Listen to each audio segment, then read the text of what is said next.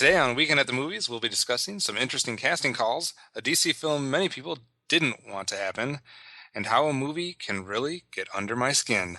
All that and more from this past weekend at the movies.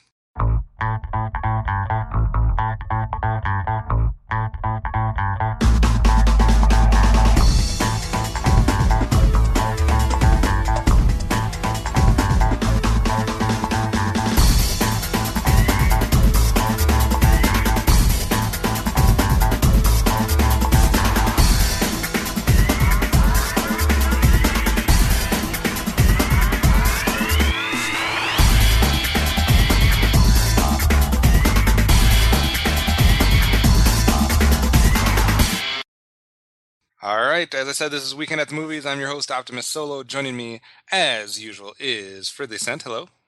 Hey there. Hey there. And Adolfo Shabadoo. Hi there. Hi there, hey there, ho there. All right, let's start like we always start, looking at the box office from this past weekend. What'd you say? I said, that's crazy. That is a crazy thing to do. Start exactly how we do every week. There was 3 new films coming out, 3, quote-unquote, major new films that came out this week, but none of them were able to crack the top spot or the number 2 spot. So we had some holdovers here. Staying at number 1 for the second week in a row would be Teenage Mutant Ninja Turtles, beating out Guardians of the Galaxy by $4 million this past weekend. But overall, Teenage Mutant Ninja Turtles sits at $117 million, which is still not at its budget, whereas Guardians of the Galaxy, in just one more week, sits at $222 million, which is over $50 million past its budget. So Guardians of the Galaxy definitely doing better out of the two. Then we had the trio of new films, Let's Be Cops at number 3 with $17 million. The Expendables 3 opened at number 4 with $16 million. And then The Giver in the 5th spot with $12 million. As far as milestones, Guardians of the Galaxy, like I said, surpassed $200 million, as did Dawn of the Planet of the Apes. In its 6th week has now passed the $200 million mark as well. Biggest drops probably overall, The Purge was at 11th, and it dropped all the way down to 18th. That's pretty much done, but it made well over its budget, so I guess that's fine. Sex Tape went from 15 down to about 20 as far as spots go. It is still not at its budget. And Transformers, Age of Extinction went from 18th down to 25th. It had a pretty big drop, so hopefully it's about done making money. Any observations from the box office from either of you two? Yeah.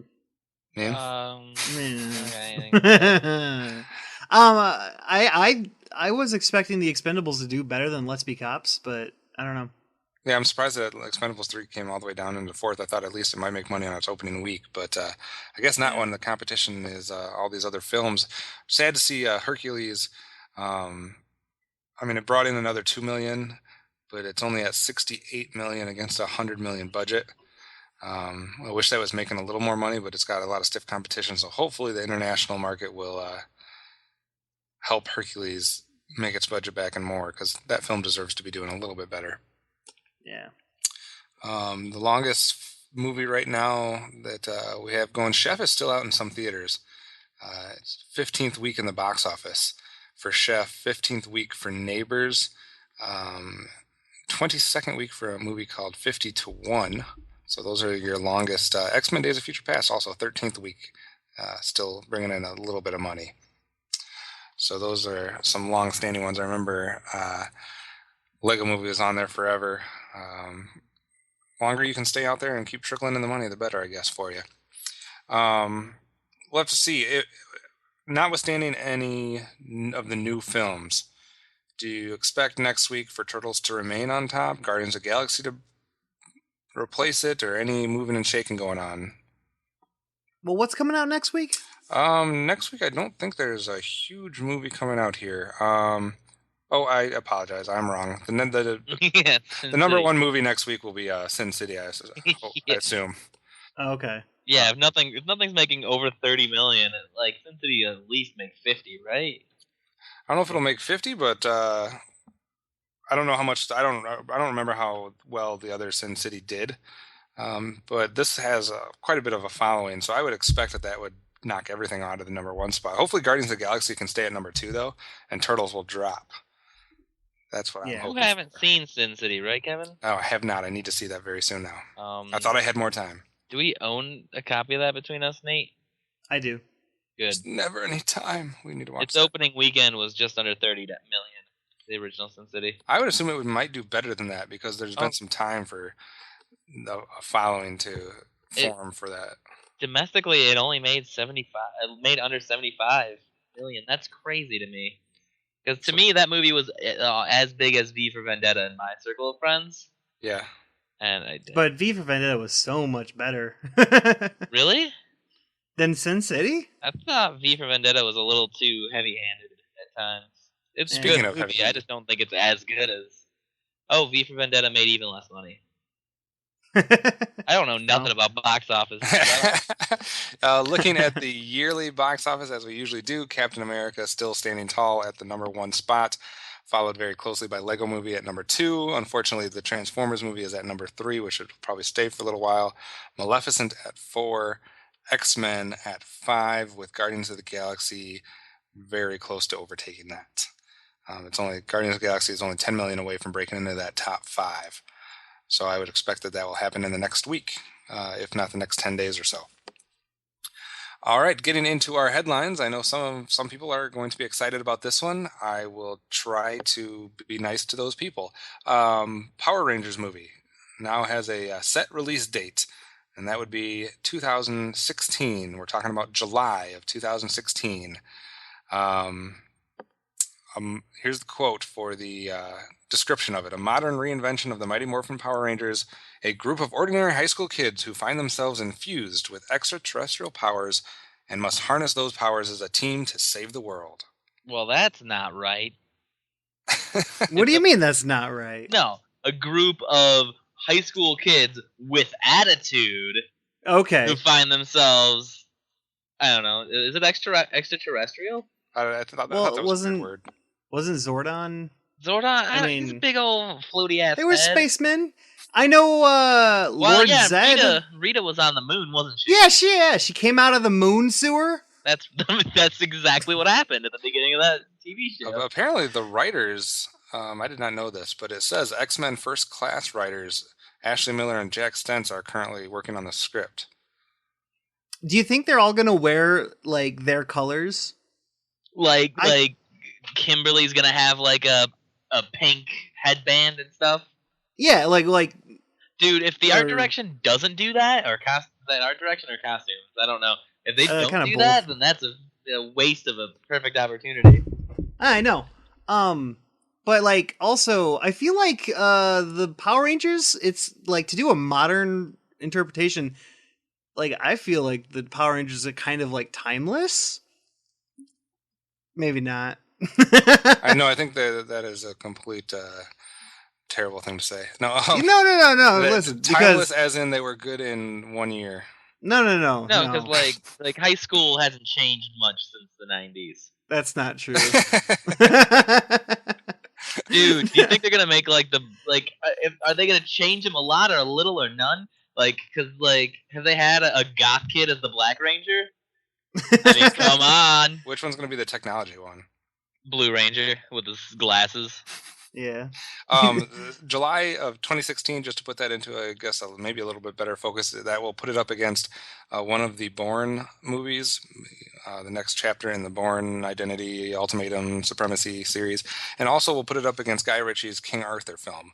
No. So it'll have some big movies that it's going against if all of those first happenstance stay in those slots, which doesn't always happen. I feel like the Bourne Identity and the King Arthur film have one big movie to go up against. Like the Power Rangers movie is going to be huge, dude. I want to agree with you. I don't think you're anywhere near the mark. Come on.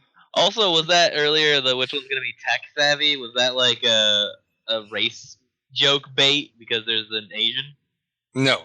Oh, I well. was just, I don't know anything about the Power Rangers. I didn't know if there was like a tech guy in the original group, but I was trying to think of. There's the one with glasses who's the nerd. I was just trying to think of modern day kids what they're into, and you were like the goth kid, and Um, I'm like, well, there's definitely technology is huge now where it wasn't as big then.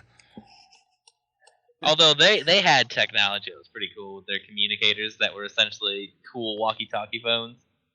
Where you at, dog? Nate, were you gonna say something else or just laugh? no, I don't. Okay. He does. I don't. More sad news, I guess, in the world of Hollywood for film lovers. It was almost, I think it was only like a day after Robin Williams passed away that Lauren Bacall also died at the age of 89. Obviously known for roles like The Big Sleep, Key Largo, Dark Passage, Dogville, The Mirror Has Two Faces. Kind of one of Hollywood's iconic people from that time era.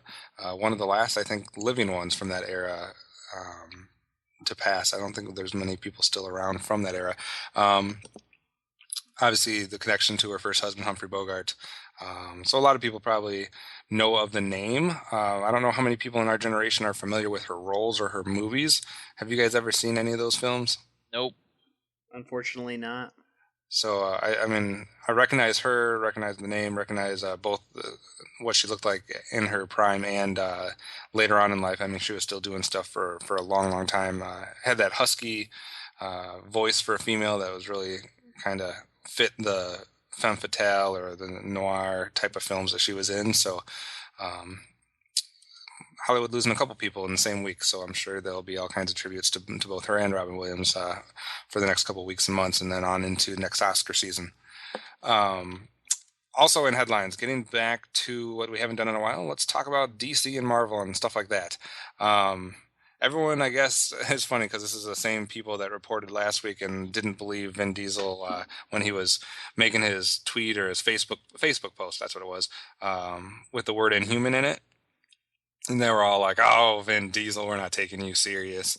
Um, but there's a new report from Collider that the studio is actually moving forward with an Inhumans project.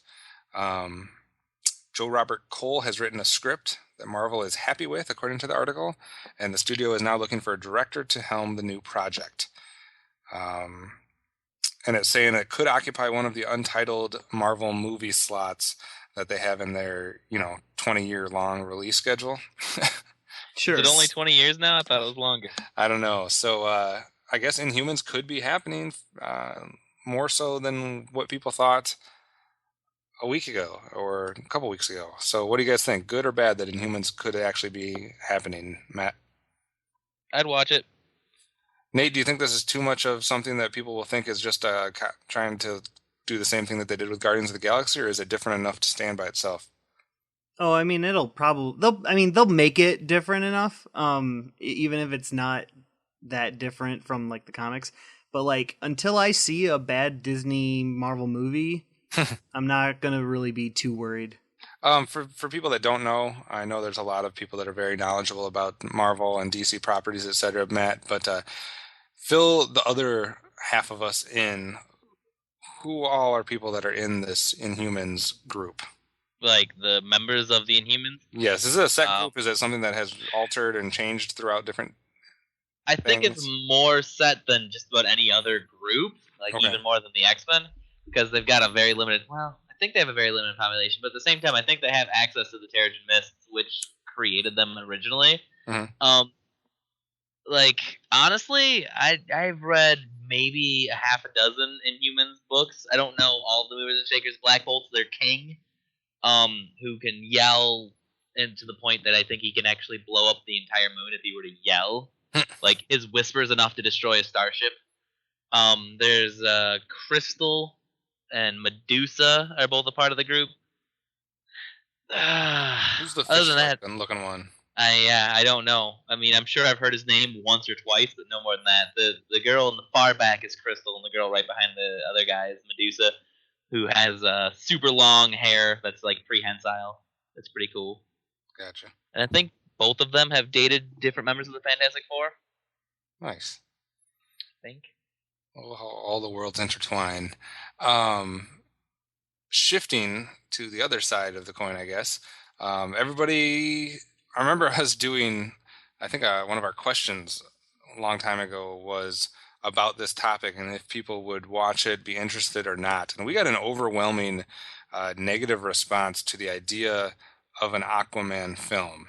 Um, but now Warner has commissioned apparently two different Aquaman scripts. So we have Will Beall and Kurt Johnstad each writing their own version, and then apparently DC or the people behind this will look at those scripts, and the bosses will decide which one's their favorite. And they're saying that this might be the first DC project to come after the Batman versus Superman thing, which might put it sometime in the fall, winter of 2016. Obviously, the rumors were that Jason Momoa from Game of Thrones would be playing Aquaman. But again, I don't think anybody took this serious the first time we reported it, but apparently now Warner is going forward with an Aquaman movie. What are your thoughts, Nate? I don't have the hatred for Aquaman that a lot of people have. I'm totally down to see an Aquaman movie. I'm with you. Yeah, but and I also like the idea of just like commissioning two different writers to give two different takes on it, and then like seeing what works and what doesn't work. Right. I mean, I don't know if they're gonna do this, but it would be cool if they like took it and were like, I like elements of this, I like elements of this. How can we work it together? My hope is that they take advantage of the opportunity to do something that we've never seen before in a comic book movie and just really capitalize on the water aspect of this with our current technology and things that we can do now that none of us will have ever seen before. I think it's a unique opportunity for them to do something that's just from a cinematic standpoint, something that could be talked about regardless of, it could be one of those films where, even if the plot doesn't work or even if people don't like this or that it might be still something that's, worth seeing just for what they do with it if they go that route. Mm-hmm. Matt, what about you? I want to echo what Nate said a little bit and add my own 2 cents. I agree. I don't have any dislike of Aquaman. In fact, I went through a period where I was really trying to like Aquaman, where I was being told he's awesome in the comics, and I bought comics written by so many different people. And it's hard to find really good Aquaman comics. But I think the issue is it's easy to hate Aquaman. It's like fun. Like it's a popular thing. Like Adult Swim, like the Robot Chicken makes fun of him, and the Family Guy makes fun of him, and so it's just like it's easy to just dislike him because that's what's in the pop culture. But honestly, you gotta think he's king of the ocean, and the ocean's 75% of Earth. So I mean, he's ruler over most of the Earth. What kind of other characters are in his world? I mean, I know all the DC stuff is somewhat intertwined, but I'm just saying, like in his specific who else is underwater? Well, he's got his wife Mira, who's very similar to him. The Aqua Girl was a sorcerer, I want to say.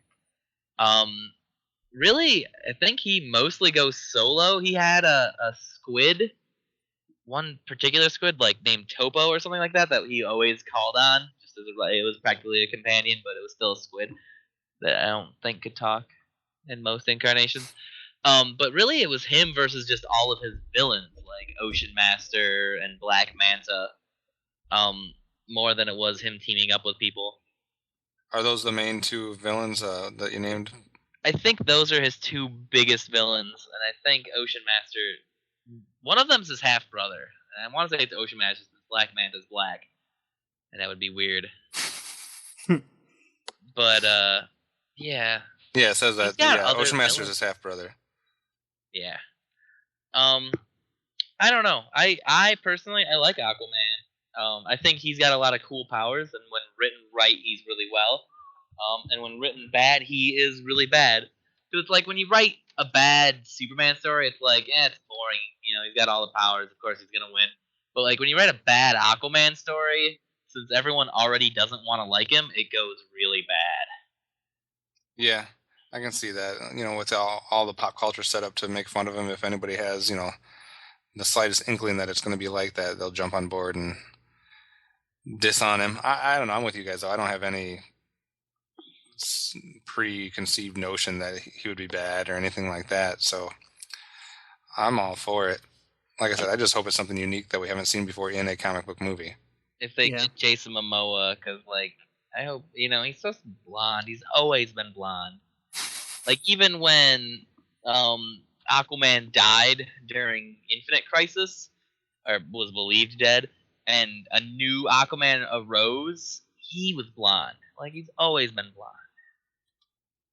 We'll see what. But then there's a one time he turned into like a tentacle monster. That was after Infinite Crisis, where he was half a tentacle monster, half made out of water. Yeah. I really liked that Aquaman storyline, and I wish instead of the guy they got to write it, they had asked me to write it, because that guy made a lot of mistakes.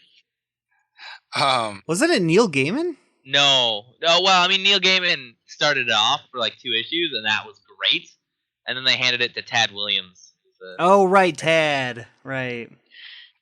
Also, surfacing this week could be complete nonsense and nothing to do with anything, but when you have anything attached to Star Wars, it's going to make headlines, and there was pictures circulating about Han Solo and Stormtroopers this past week. Should we ignore this? Should we look into this? Should we even comment on it? What did you guys think of these pictures, and what does it mean to you, I guess, overall, Matt? Well, I've given my opinion elsewhere, and it's 2 simple sentences. 1, Han Solo just looks like Harrison Ford with gray hair. 2, why would they develop new armor for stormtroopers that the Empire fell after, or was entirely ruined by the whole battle over Endor? It's cool to have stormtroopers and stormtrooper armor. I would love to see a sect of stormtroopers that are like, we don't care if the Empire's falling and the rebellion is winning.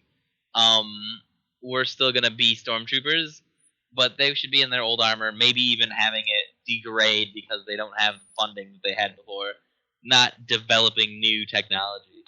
Yeah, I'm curious to see if that is in fact stormtroopers, and if they're existing in this film, and if they're looking a little more modern and like their technology improved.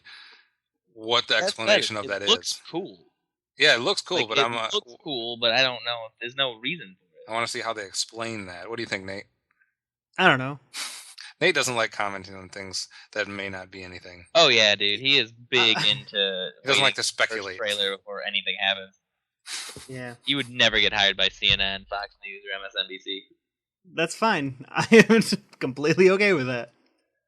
But I mean, it could be like, they could start it off with like the opening scroll and be all like, the Death Troopers, the Darth Vader's secret sect of stormtroopers, are trying to avenge his death. They have new technology that other stormtroopers didn't have access to, and it's like, oh, okay.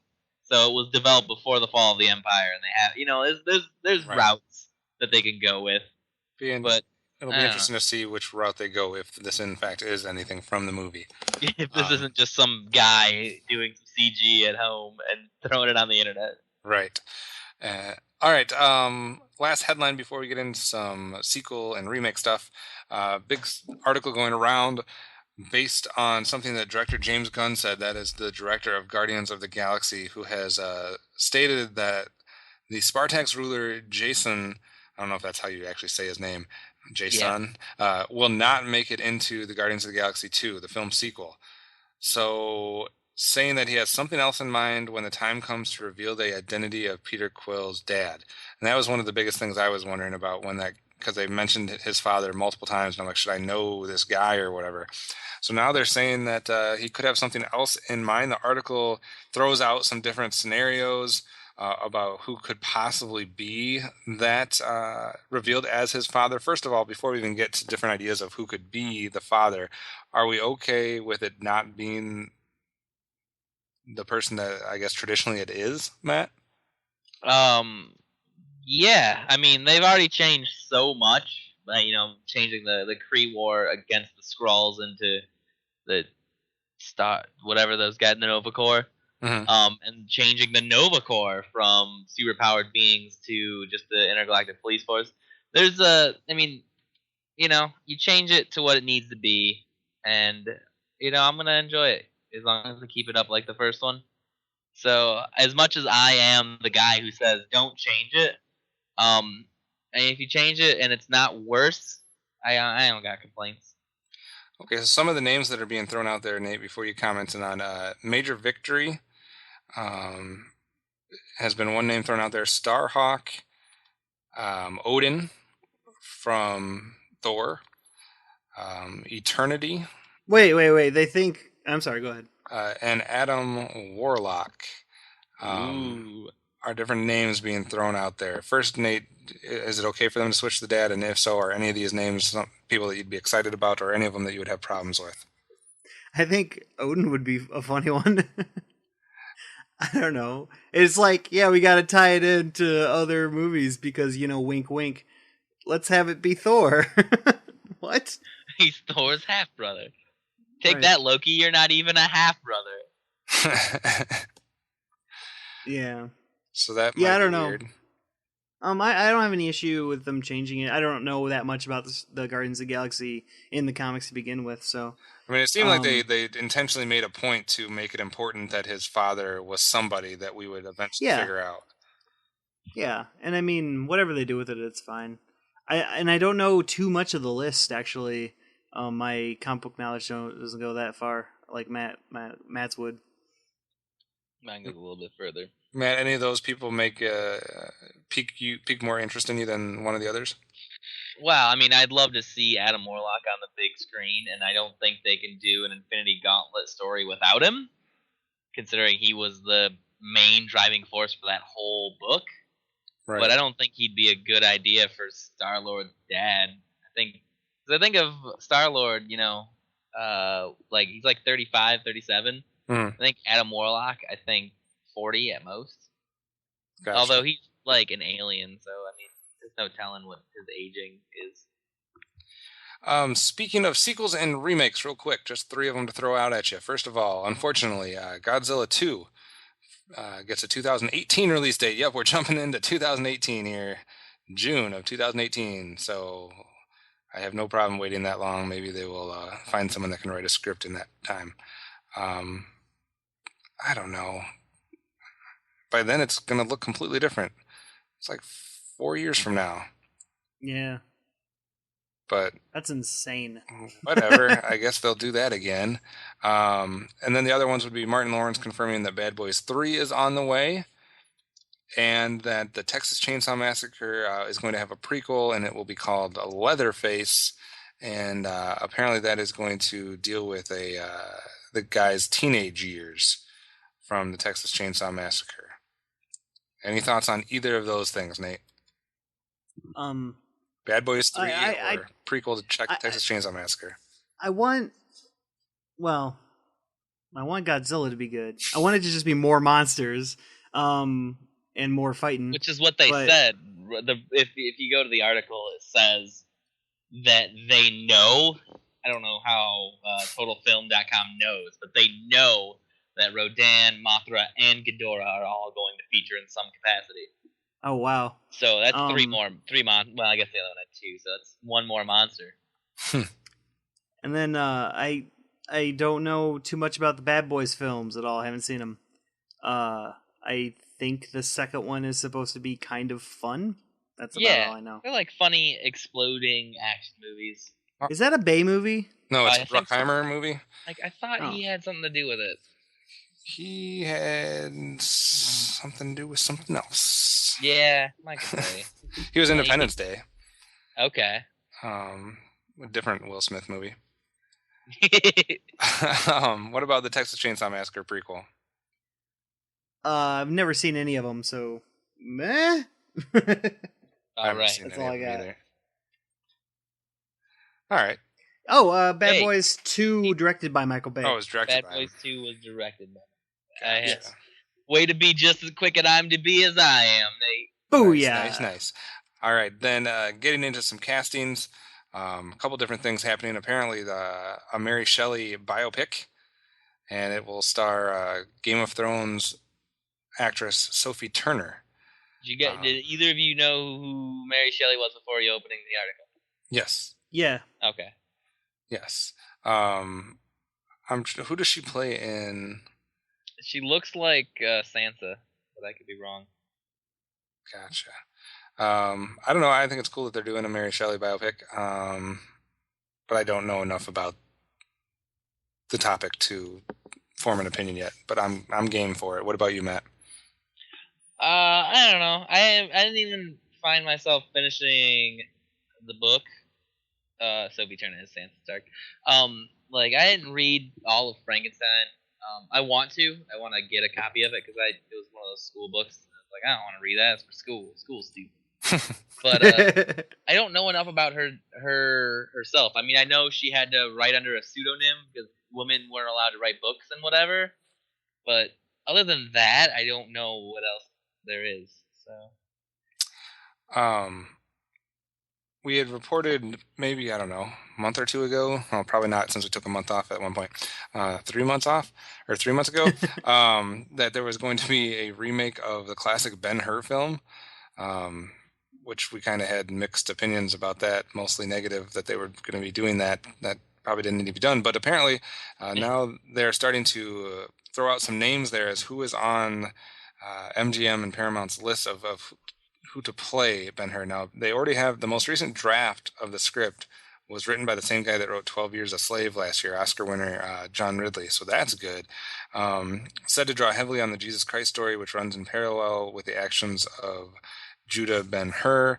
And the name that they're throwing out there at the top of their wish list would be Tom Hiddleston. What do you think of Tom Hiddleston as Ben-Hur, Nate? This is a really, really bad week for me. I haven't seen Ben-Hur, so again, I'm just like, I like Tom Hiddleston, but I don't know what the film's about. Fair enough. Add it to the list. Matt? I think that Tom Hiddleston is like Ben Kingsley, and he's a villain in my head, and I don't know if I want him to be the hero. I totally want him to try new things. Yeah, I'm sure he's probably not been the villain in every movie. And I don't remember. I think Nate and I were like, yeah, super huge movies probably shouldn't be remade. Also, neither of us have seen Ben-Hur. That said, it's like, sword fights and chariot fights and stuff. I kind of want them to remake it, in so much that I guess I haven't seen the original one, and I just want more fantasy-styled movies. Well, it's historic, right? It's not fantasy, right? Well, it's what usually goes under. I think they usually call it just epics. Yeah. Okay. Well, I like. They should make a really good movie set in the same time, but not call it Ben-Hur. Yeah, that's what I want. Like, well, they need the name recognition to get people to actually go or something. They don't. Look at Transformers. No, they it's do. Nothing like the name. And I just want to read this next headline and just, I guess, try to digest it for a second.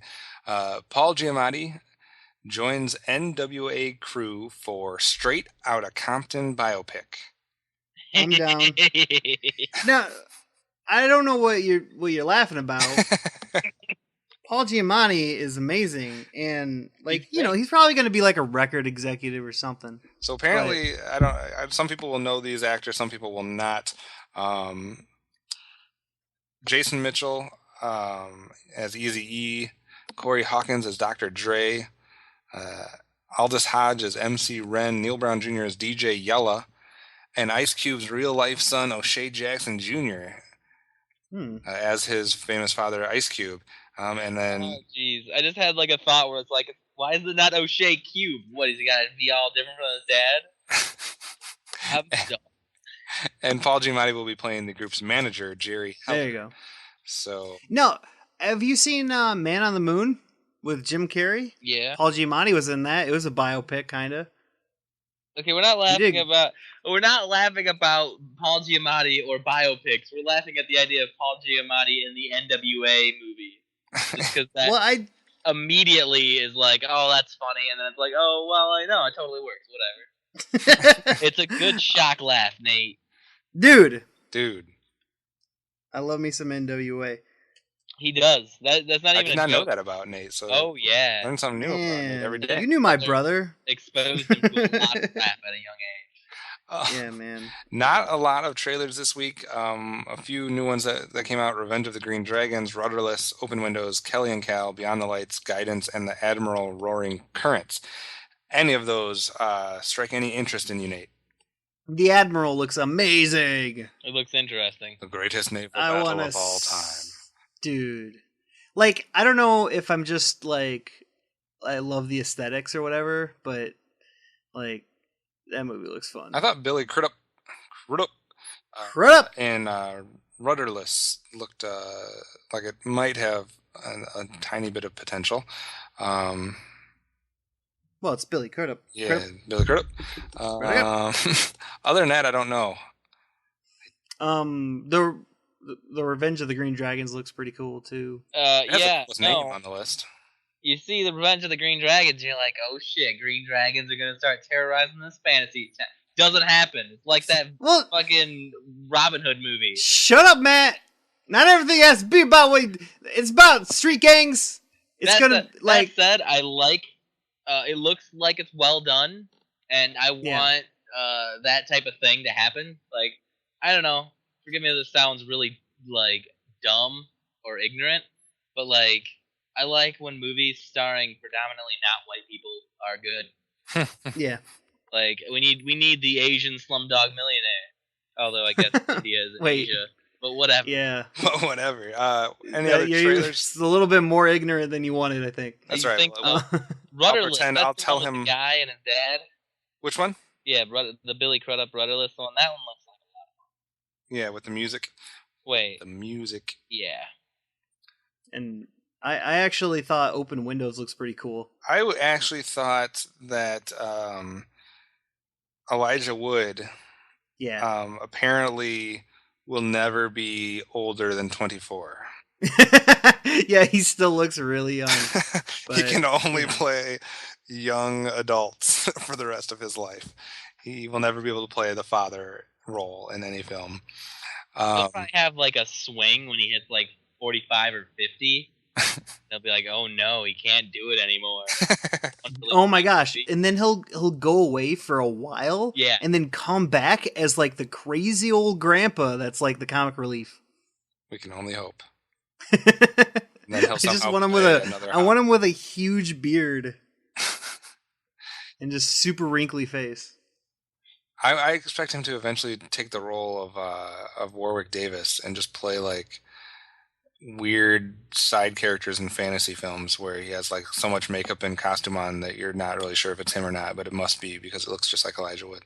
I don't know where I'm going with that. Oh, you said I wanted to be like Warwick Davis, and I was like, what, an Ewok? How does that work? I get that he was a hobbit. Like, that's short. Yeah, I want him to go that direction and just play random like people that don't have huge speaking roles, but you're like, well, that's Elijah Wood. He was in that film. I swear he was in the background. I don't know. Any other trailer stuff that you guys want to bring up? No, everything else was kind of meh. Yeah, a pretty meh week for trailers, but that's okay. All right, then we're going to take a quick break, and we will be back with the main attraction. Hi, this is Greg. This is Chuck.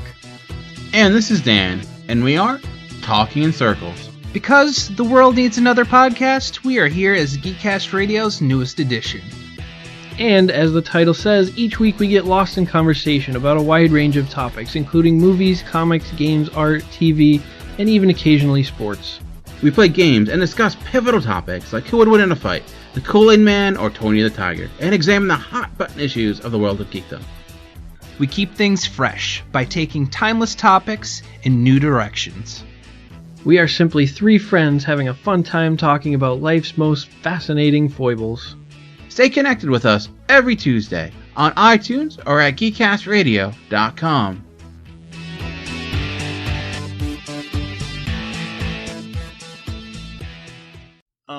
Hey Matt, move cars here in like 10 minutes. What's up?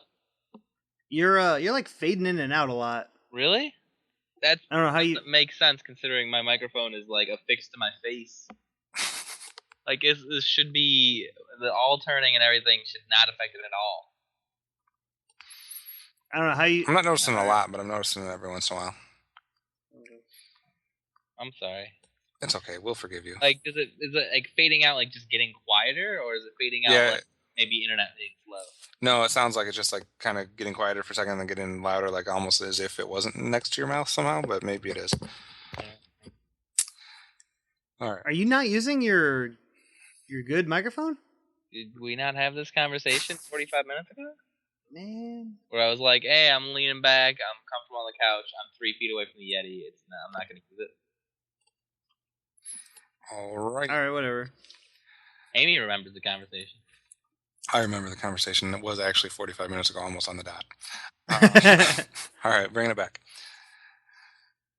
All right, thanks for sticking with us. Main attraction today. We always start with what we've been watching. I have not watched a lot of films since our last record. Kind of a shorter week in between our records than usual.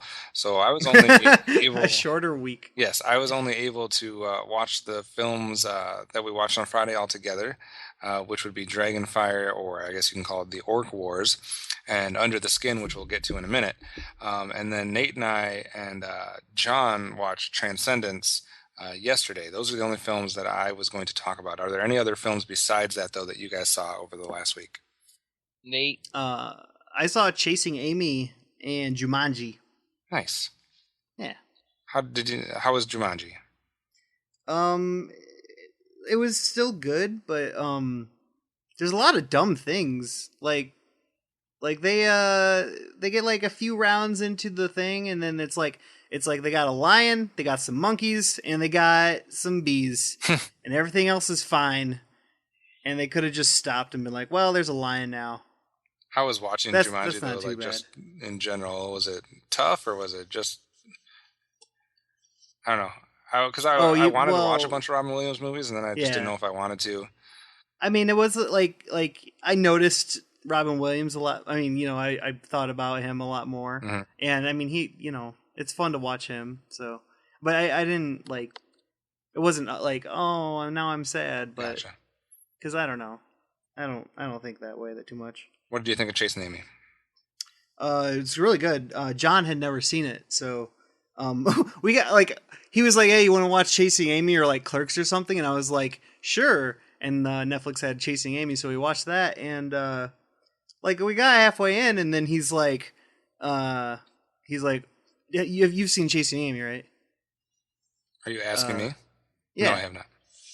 Oh, never mind. I don't know. Matt, you've seen Chasing Amy, right? No. Jeez. Okay, fine. There's like half of Kevin Smith movies I haven't seen. Okay. Well, which are all of the I didn't see Chasing Amy. I didn't see Mallrats. I didn't see Red State. Although Red State sounds kind of scary. So. Red State is amazing. You do not help that movie every time we talk about it. Oh my gosh. So half the time you're all like, Red State's amazing. It's like, okay, cool. And you're like, it's so good. I want to watch it with you. It's like, okay, I want to see it. And then you're like, what? You don't like this thriller? We need to watch Red State. And it's like, uh-oh. What about you, Matt? Did you see anything? No, I don't watch movies. Movies are stupid. All right, well, let's start real quick with the one that all three of us did not see, which would be Transcendence. Obviously, it bombed at the box office, as do at least one Johnny Depp films a year. Nate, what did you think of Transcendence? I can't lie. It was like later than usual, and I was a little dozing. I was dozing off. But like I was like keeping it up pretty well. Keeping in tune with the plot. But I feel like I missed something because the ending didn't like. There was like I don't know. The ending was anticlimactic. And I was just like, I don't. Well. Yeah, I mean, I like the attempt at science fiction, and I like things that they were making an attempt to do. I just don't know necessarily about the execution on that whole thing. I feel like there was some issues with the pacing. There was definitely issues with the pacing. There was also issues with, again, trailers completely misleading as far as what the film's going to be about and what the film's going to, what direction it's going to basically go. I definitely thought it was going to go a little bit different than it did. Like more action-y? Just a different general direction, not necessarily like the tone as far as action versus, or pacing. Like I just felt like there was going to be different motivations for certain characters and different agendas, I guess. Right.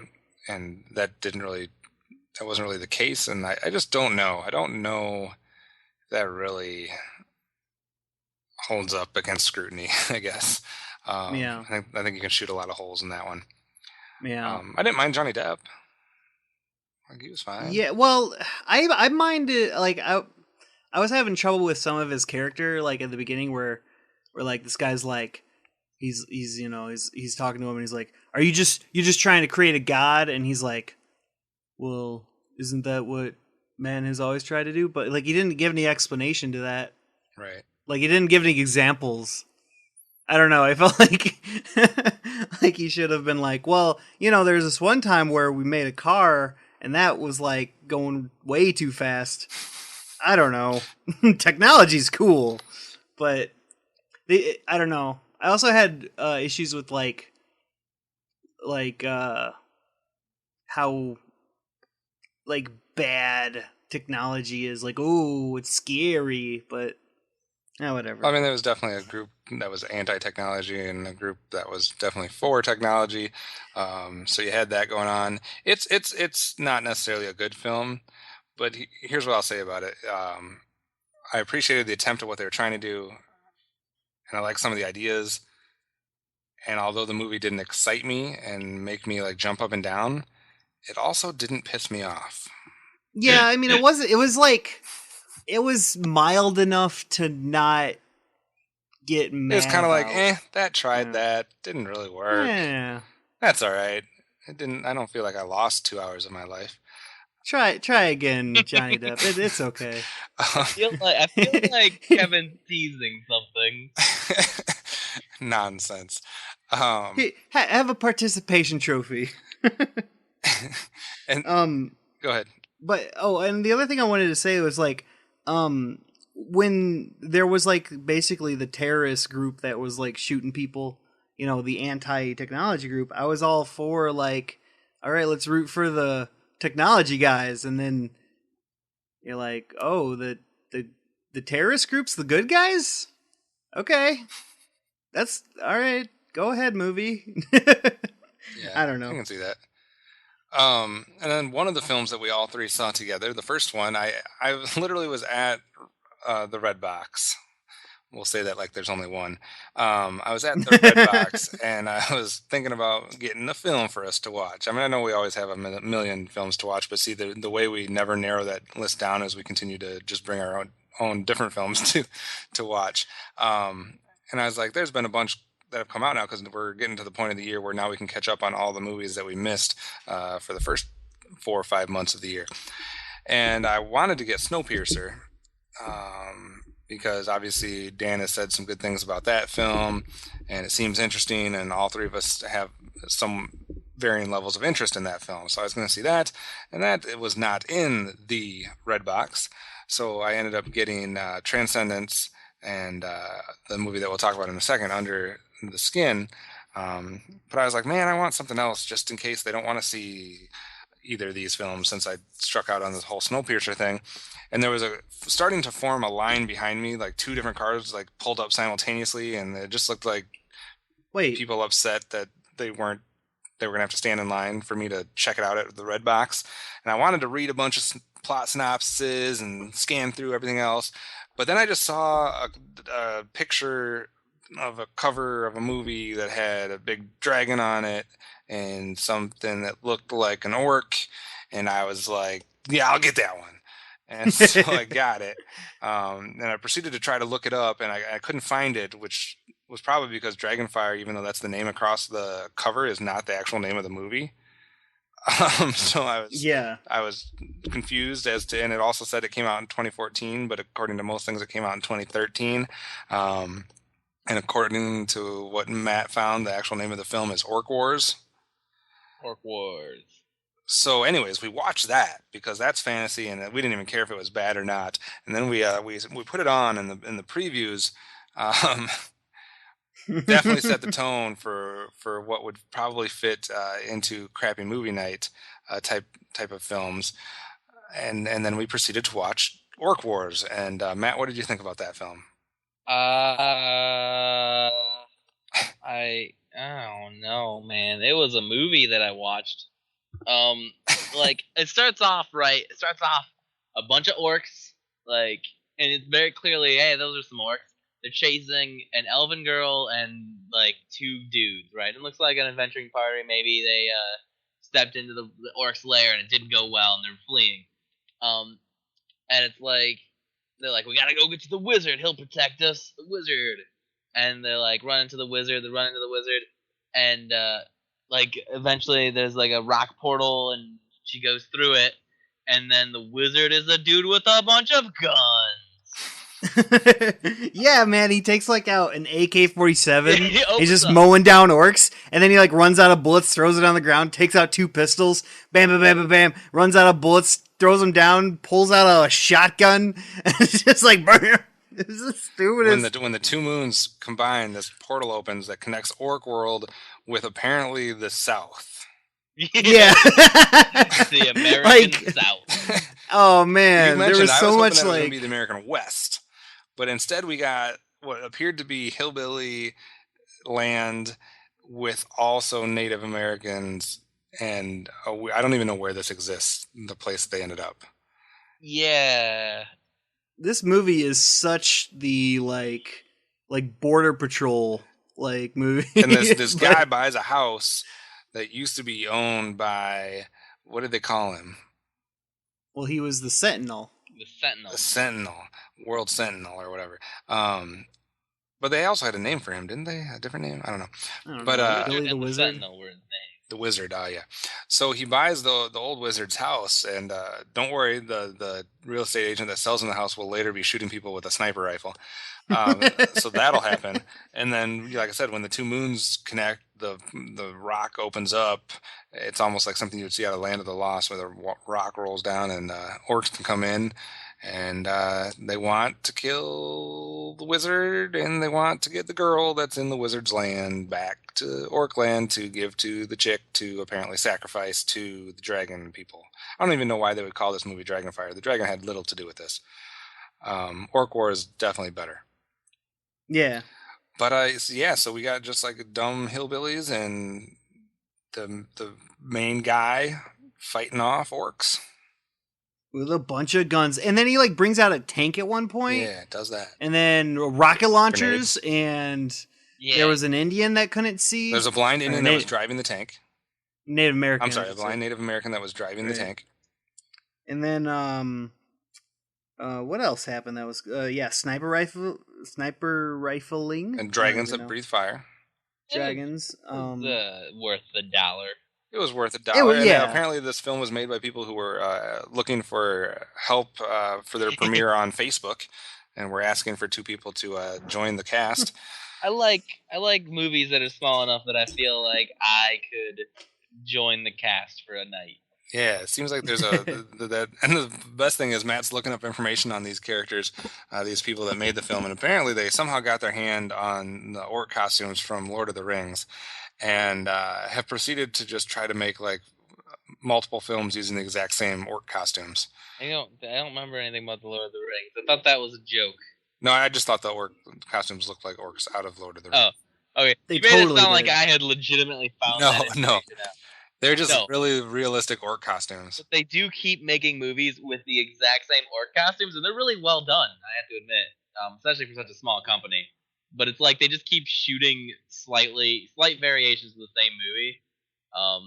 If you're listening to this podcast and you live in Utah, you can probably be a part of the next movie they do. Yeah. Although maybe not, because they kickstarted, and now they're getting their second feature-length film with Kevin Sorbo in it. They did a Yeah. Kickstarter to get Kevin Sorbo, even though they Okay. already had him once. This is all what I found researching over 30 minutes to an hour, and could be Which awesome. greatly enhanced the movie viewing experience, in my book. Knowing all the things that you were coming up with made me enjoy the film even more, even though it was very bad. It was really stupid. It was. And then we watched a movie called Under the Skin. Why? Because I have been told by someone who I respect his opinions very much that it was his favorite movie of the first half of the year. The movie Revolt. Dan had picked this as number one film of the first half of 2014, so I have to watch it, just like I have to watch Blue Ruin and Boyhood, who he also has near the top of his list for the movies this year. So we watched Under the Skin, and I will save my thoughts on that for a minute so that you guys can talk, and then I can warn Dan to probably stop listening to the podcast. So Nate, what did you think of Under the Skin? I really, really started to get into it. Like in the first, You were know, into it. yeah, I was like, guys, you were like talking through the intro, and I was like, guys, this could be awesome. I didn't say that. I was just like, I was super entranced by the opening.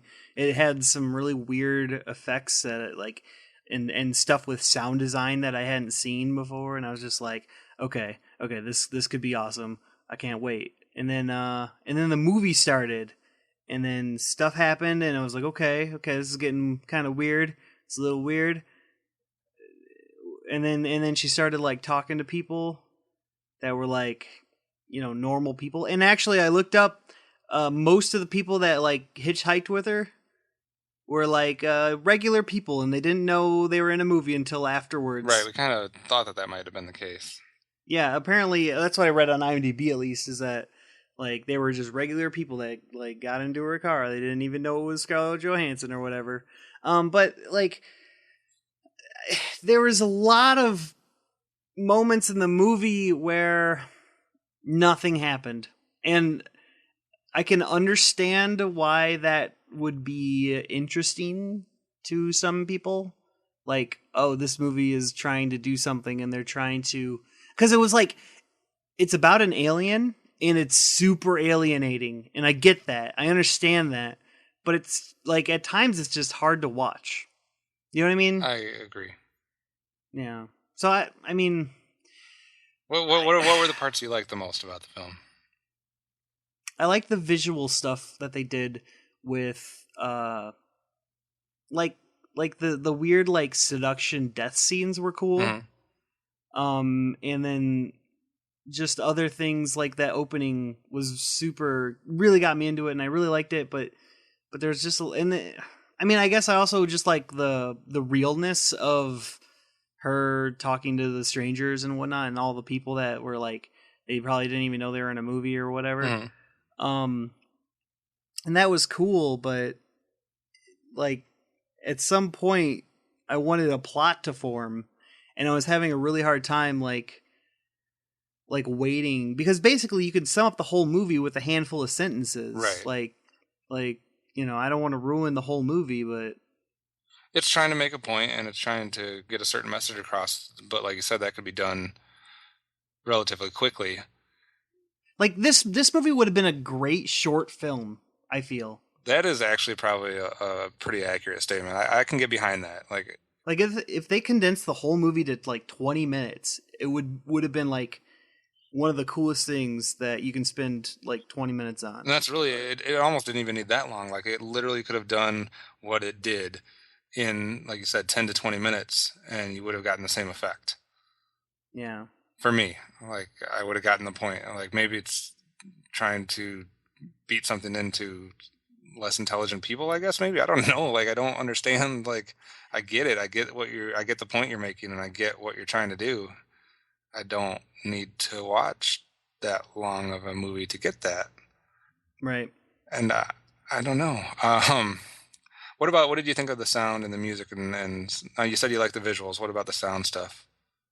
This like the soundtrack was amazing, like super eerie and creepy, just really weird, and it really hit on those like those alien, you know, it's like the whole movie it could be an alien. Like I don't know how to describe it. Like everything about this movie is so alienating that it's just weird, and they totally nailed the weirdness, but I don't know how entertaining it was. Matt, what did you think of Under the Skin? Like the whole thing. Just in general, what were your overall observations? What were you thinking as the movie started? I mean, obviously, you don't know what to expect going into it. Kind of what were your feelings before we even started? Like, were you excited? Were you not excited to watch it? And then how did your opinions kind of evolve as the movie went on? I think it's interesting because I think Nate and I would probably rate it around the same for all different reasons from each other. Because like Nate was super interested in the beginning. I was like, man, this is long and drawn out and boring. Because like the first 10 minutes, it might have actually been a minute, but it felt like it was 10 minutes. It was just like nothing, and it's like, but it was like there's a flick of dot of light. It's growing.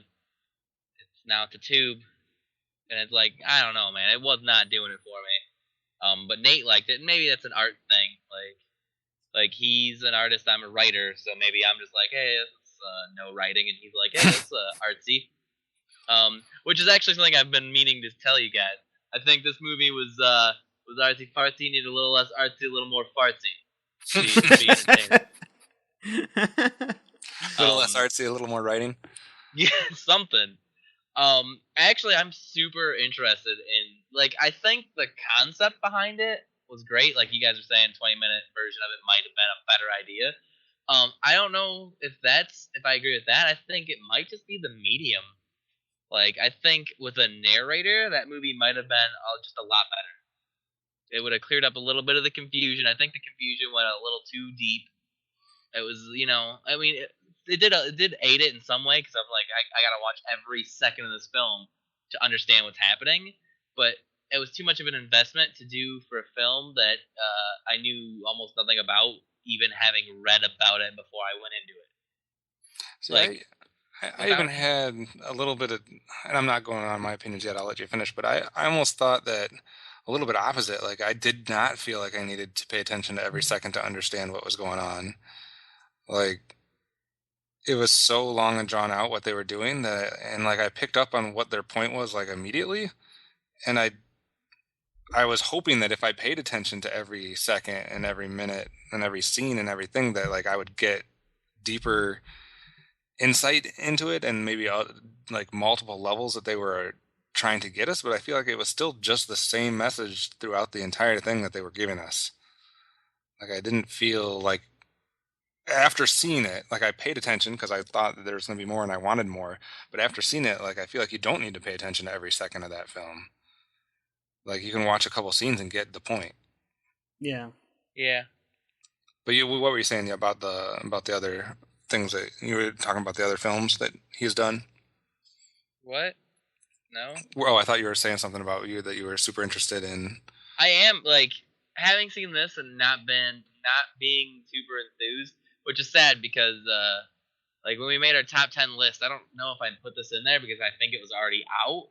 But if you had asked me at the beginning of the year, my top 10, this would have been probably number 9 or 10. Interested in seeing this movie this year. I was super excited going in, which is something I don't like to be. Because I don't like to set my expectations too high, but the plot sounded interesting. It had Scarlett Johansson. It was supposed to be, different than your straight up action movies, which we've been watching a lot of. Although those have been some of the best movies we've seen all year. And so I wanted something a little bit different, and this was a lot of bit different, and it didn't do it for me. Yeah, I kind of similar to you. Like I'd heard good things about it. Had Scarlett Johansson, who I like as an actress.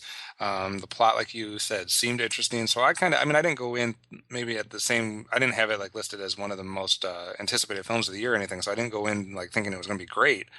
But I kind of went in not thinking it was going to be great, but not thinking it was going to be bad. Just kind of thinking, hey, a lot of good things have been said, and there's potential here for this film to be good. So I'm going in with an open mind, thinking, hey, this could be something that I really end up, ranking high as I look back at this year's films.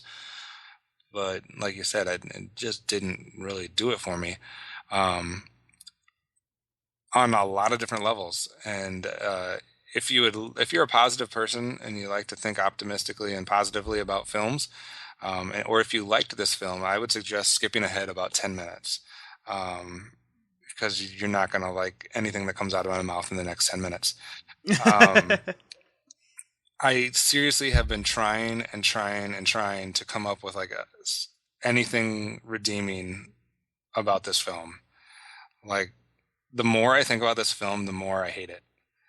Wow. Um, I can understand from maybe an artistic standpoint why maybe some people would enjoy things that they did as far as from a visual aspect. Outside of that, I can't say anything good about this film in any way. Um, I don't understand the whole being riveted. I've heard this from multiple people, including Dan, that they were like on the edge of their seat the entire film. Now, I get kind of what you're saying, Matt, that you wanted to pay attention to everything and you didn't want to miss anything. But I don't get the whole being on the edge of your seat for something that's long and drawn out as every scene was in this film. Um, I was never like from the opening second, I was never excited about anything that happened. Um, like if you're, I'm kind of like Matt in a way, and I don't want to speak for you, but I very much enjoy kind of thinking and dissecting the writing of a plot and of a story. Like I want to see the elements they put in there. I want to see the twists and turns they put in there. I want to see how they attack from a writing standpoint, whatever the topic or whatever the message is that they're trying to get across. I also very much enjoy dialogue. And I like to see cleverly written lines or, you know, the meaning behind lines and how they construct the dialogue outside of, I mean, the writing is just the plot part and all that, but also on the second level, the actual dialogue that they put in there. And from those two standpoints, you can't enjoy this film. Like, I really think if you're a fan of the of writing in a film, this film's not for you. If you're a fan of dialogue in a film, this film is not for you. If you're a fan of, and I guess I'm maybe in the minority here because I'm hearing it from multiple people about the soundtrack and the music and the score for this film. But to me, my initial thought was if you're a fan of that type of stuff, that this was also not a film for you. A lot of people like the soundtrack and the score and the undertoning musical themes for this film. It literally almost made me want to stop watching it. I can't take hearing that same downbeat and the same things over and over and over and over again ad nauseum in a film and be excited by it. There was very little variation on the score for me. Maybe I would need to rewatch it, but that's not going to happen. I don't know. Like I understand, and Dan compared it to 2001, A Space Odyssey, which is another film I absolutely hate. But I don't think the comparison's there because I at least get the message that they were trying to do in 2001. And here, I just don't see it as this deep, intense message that will provoke thought and debate and people to view the world in a different way. I don't see it. I got the point that they were trying to make almost immediately, and I don't understand why I had to sit through 2 hours to see the same point reiterated time and time and time and time again. I see nothing redeeming about this film. I honestly, I've disliked films before, but I will usually still advise people to see it because I think people should see a wide array of films and everybody should see everything and make up their own opinion. I would honestly go as far to tell people don't watch this film, and I don't do that about anything. Like this is not just one of my least favorite films this year. This is instantly in my top 10 of least favorite films of all time. Wow. It can, and I don't rank films that aren't like actual major films. Like I'm not gonna say like, oh, Trolls 2 or whatever is one of the worst films of all time because it's not a serious film to me. Like it's not. I can't rank that as one of the worst films because it's kind of built in that it's going to be a bad film, so to speak. Like I'm not going to take like a dollar Digiview film and rank it as one of the worst films of all time. I only do that with like major films, and this one can sit right next to like a Thin Red Line near the bottom of my list. Also, the Dollar Digimon movies were all great. So I don't know. I guess I just don't get it. I would like someone to explain to me because I get that the thing to say is that this is a polarizing film and a lot of people are going to like it and a lot of people are going to hate it. But I still would like to. I'm not trying to say people are wrong. If you like the film, you like the film. But I would like a legit explanation as to what was there to like. What is the big message that maybe I got the wrong message because I got the message and I got it again and again and again and again and again. Maybe there was something I missed. Maybe someone's seeing it on a different level or reading into this in a way that I missed, and I would love to hear what that is, and I'd love to hear what makes this film good. I will disagree wholeheartedly about the score thing from Dan. I don't understand how you could rank this as one of the top scores of the year, especially with things like Guardians of the Galaxy and Grand Budapest Hotel and some of those other movies out there which were far superior. Go ahead. I got two things. One, I think the soundtrack is two things to me. One, it was a very useful driving force and a good tool in the movie, and two, entirely unlistenable to if you're not watching the movie, because it was repetitive and annoying, and like it was just all violence. Like if I had to hear that if I had no visuals and I was just locked in a room and I had to hear that soundtrack or that score over and over and over again, I would commit suicide. It's torture, but that's kind of the point. It worked for the movie. Yeah. Yeah, like it was supposed to be so unnerving. Like, you know, I don't know. I don't hate. But I could make a horror film and make a score that completely fits that horror film. To me, that doesn't make it a good score. Yeah. Yeah. I mean, it serves the purpose that you wanted to do it, but that doesn't make it like a spectacular score. But maybe that's more of a musical background. I guess I got two points about the score. One, I rarely notice a score. So, like, when I do, it's usually amazing or bad. Mm-hmm. And I don't remember what my second point was, but I noticed this one. Oh, the other one wasn't the score. It was the story. Go ahead. Which is, to me, a movie or book or comic or whatever is good when I finish it and I go, okay, I get it. And it's bad when it ends and I go, how would I have written that differently? Like, if I immediately start going, well, I could have done a better job, like, then I know it wasn't good. And I started doing that 30 minutes into this movie. Well, that's the thing. Like, I much more appreciate when a writer or when a director has a message and they find a more subtle way. And this is what surprises me that Dan likes this film so much, because he usually likes subtlety and he likes not being like heavy-handed and like smashed into your face what the message is. And that is entirely what this movie does, in my opinion. Maybe some people argue that it is like the epitome of subtle, but I think it's the opposite. But I like it when someone has, like, if a director or writer has a message that they're trying to get to us, that they dress it up with other things. They hide it in things. They they make it so it's something that you wouldn't necessarily get when you watch the film. And I'm going to use a terrible example because I'm not saying that this film is great, but like, take the Chronicles of Narnia series. I appreciate that because there is obviously a very strong undertone and biblical message behind that. All right. But a kid can watch Lion, the Witch, and the Wardrobe and not get any of that. Like, they can watch that film and seriously just see the fantasy story that there is. But you can also take something like that and dissect it and, have discussions with people about the different meanings and the different things that the writer was intending or what this was an analogy for, et cetera, et cetera. Like, I'm not saying that that's the best example to use, that particular film, but I like my messages to be more of that, where you could just take it as a surface story value and just be like, that was a cool story. Or you can then look at the deeper meanings and look at the different, like I said, analogies and what that's supposed to compare to, et cetera. Kind of like Wizard of Oz does with the time in history that it was supposed to be giving a message about, which you could watch Wizard of Oz and just say, hey, that was a cool fantasy story, and not have anything to know about the difference as far as like the message it's giving about the silver standard in the U.S. and the different economic things that the U.S. was going through at that time. You would not need to know any of that, but it's there and you can delve into it.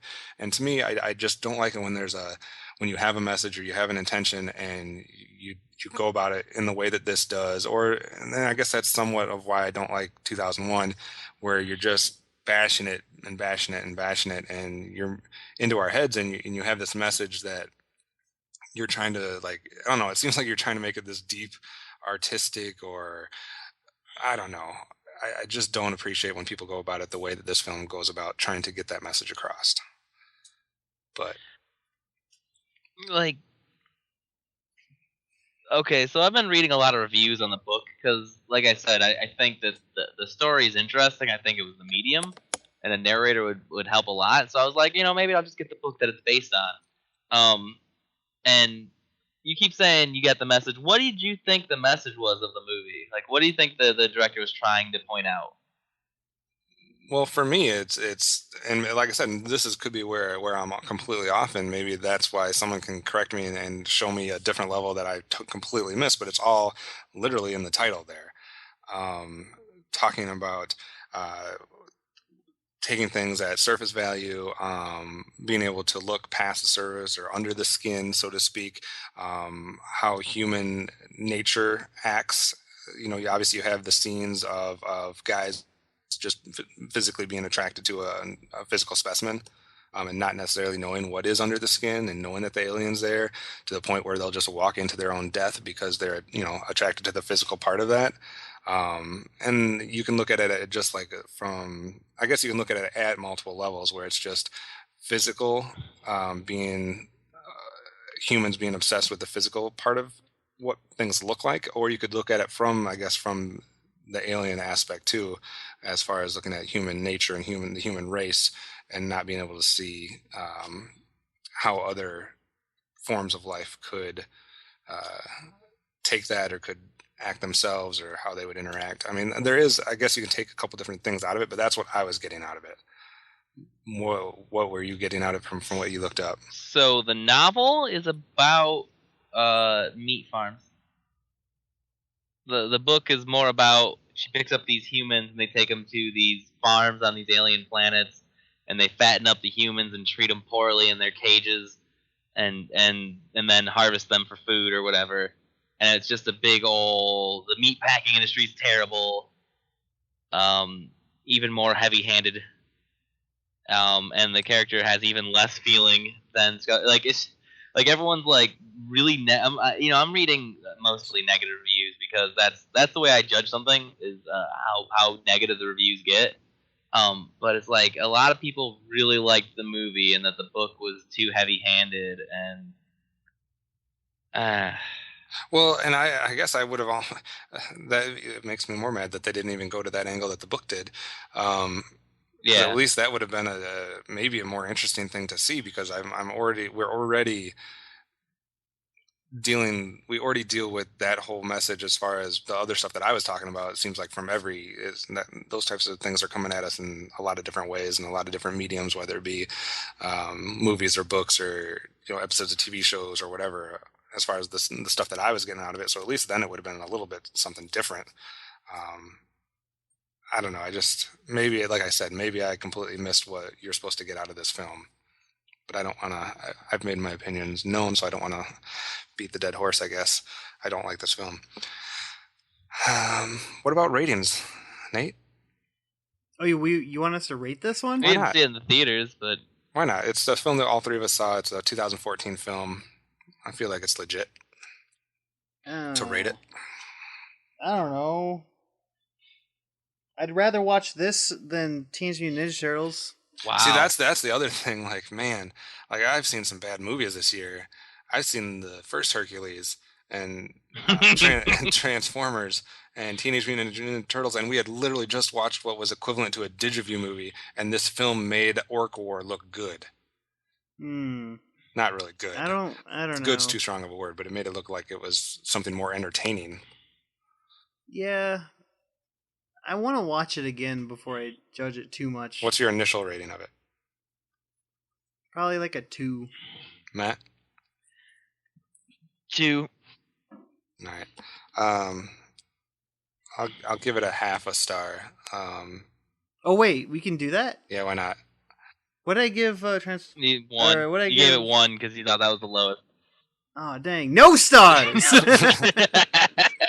I'll give it a half a star in hopes that at some point someone will give me an epiphany of what I missed that entertained them so much about this film. All right. As far as coming attractions coming out on Blu-ray, we have actually quite a few 2014 things coming out on Blu-ray this year. We have Amazing Spider-Man 2 coming out this week. We have Jarhead 2. Apparently that happened. I did hear about that. I just ignored it. Leviathan, Like Water for Chocolate, The Quiet Ones, the animated special Toy Story of Terror. But I obviously, did not know there was a remake of Rosemary's Baby. oh yes, I forgot about that.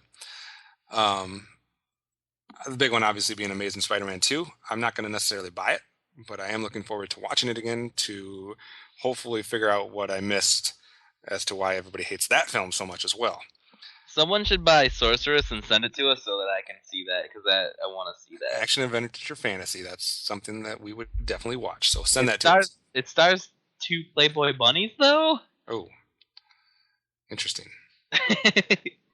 Yeah, I don't know, man.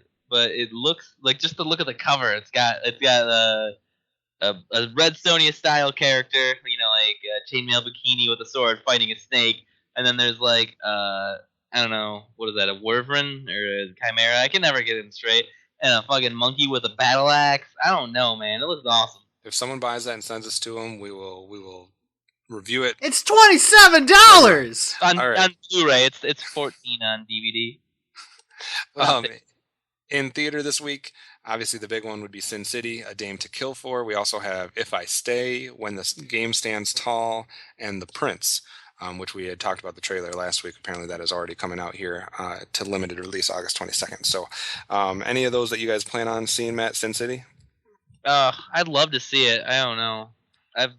For some reason I haven't had the energy to go out to the movies recently besides Guardians. Nate, any interest to see Sin City? Oh yeah, totally. Like Sunday morning, you and me, we'll do that. All right. As far as credit conversation from last week, obviously we did a kind of a dual thing. Number one, with the TMNT, and the second at the tribute to Robin Williams that we talked about. And we asked, as far as Robin Williams goes, what the favorite moments, characters, performances, films, any of those types of things from people. We got quite a bit of feedback this past week about that, and a little bit of feedback about Turtles as well. A lot of people agreeing with us on how much a piece of garbage Turtles is. So luckily, for once, we're in agreement with most people on that film being bad. Favorite Robin Williams role for Superfilm Fan 98 was Fisher King, that he mentioned.